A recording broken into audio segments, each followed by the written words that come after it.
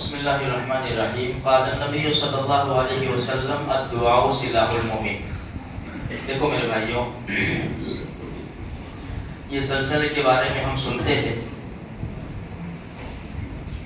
احادیث سے قرآن کریم سے پتہ چلتا ہے کہ جب خباثت غالب آ جاتی ہے، اللہ کی نافرمانی ہوتی ہے، تو پھر زمین کو ہلا دیا جاتا ہے۔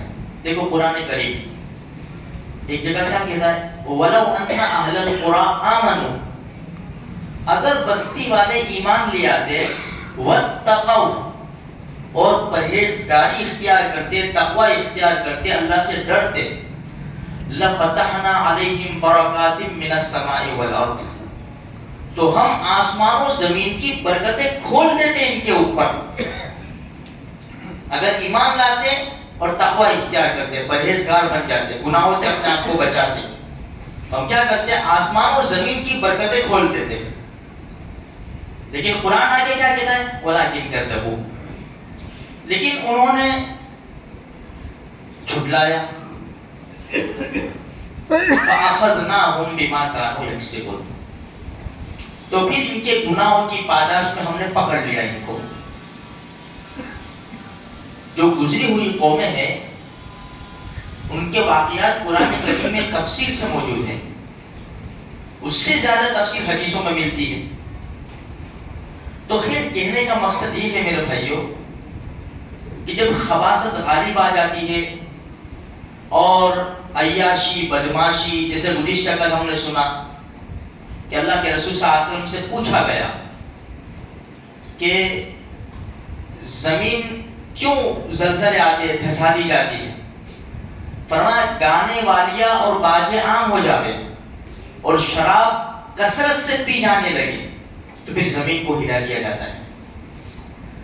خیر میرے بھائیوں، یہ تو اللہ ہی کی طاقت ہے، یہ ایسی چیزیں ہیں نا کوئی روک نہیں سکتا، دنیا کی کوئی مشینری، کوئی طاقت ایسے نہیں ہے کہ اس کو روک کر بتاوے، اور چند سیکنڈوں کے اندر اللہ کی طاقت کا اندازہ لگا، اللہ کی قدرت کا اندازہ لگاؤ۔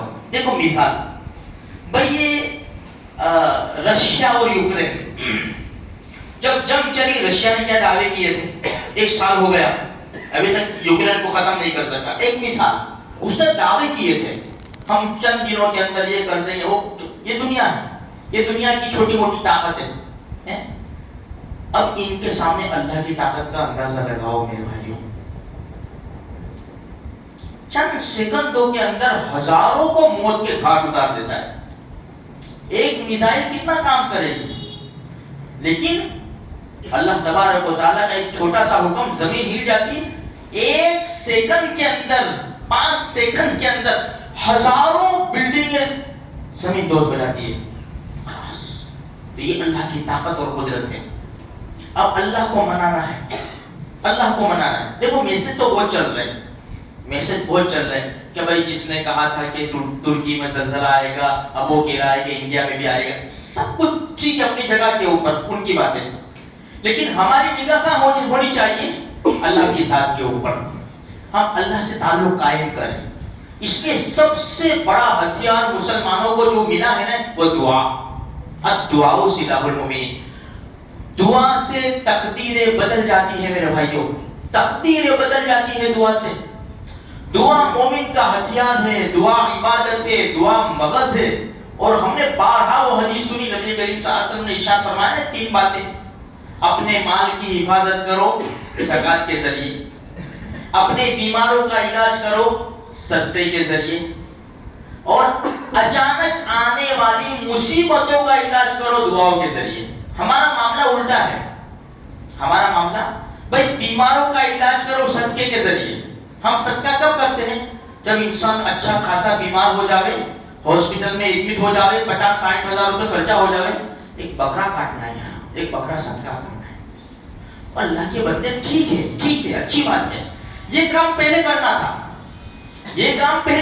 بھائی چھوٹی سی بیماری ہے بیٹھے جاؤ، پہلے صدقہ کرو، ہم بعد میں ڈاکٹر کے پاس جائیں گے، جلدی سے صدقہ کرنے میں کتنی دیر، 10 سیکنڈ، 10 20 50 100 روپے اپنی طاقت میں جب دے دو، جلدی دے دو، چلو آپ ہاسپٹل چلتے ہیں۔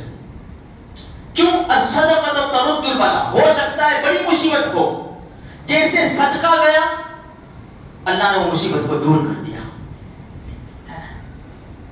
تو آج ہم بیماروں کا اللہ کے رسول بیماروں کا علاج کرو صدقے کے ذریعے اور آنے والی مصیبتوں کا علاج کرو دعا کے ذریعے. دعا کب مصیبت آ جاتی ہے پھر مسجد میں آ جاتی ہے بہت پریشان ہو. ٹھیک ہے لیکن یہ کام پہلے کرنا چاہیے تھا. اللہ کے دربار میں تھوڑی دیر بیٹھ جاؤ, 2 منٹ اذان ہو جائے جلدی آ جاؤ, سنتیں پڑھ لو, 1-2 منٹ کا ٹائم ملے ہاتھ اٹھا دو, اللہ سے مانگو. اور اذان اور اقامت کے جو درمیان ٹائم ہے نا, ہمارے نبی کیا فرماتے ہیں, الدعاء لا يرد بین الاذان والاقامہ, اذان اور اقامت کے درمیان جو دعا مانگی جاتی ہے نا وہ رد نہیں کی جاتی. تو میرے بھائی دعاؤں کا اہتمام کرو. اور گزشتہ کل جو دعائیں بتائی, ربنا ظلمنا انفسنا وان لم تغفر لنا وترحمنا لنکونن من الخاسرین.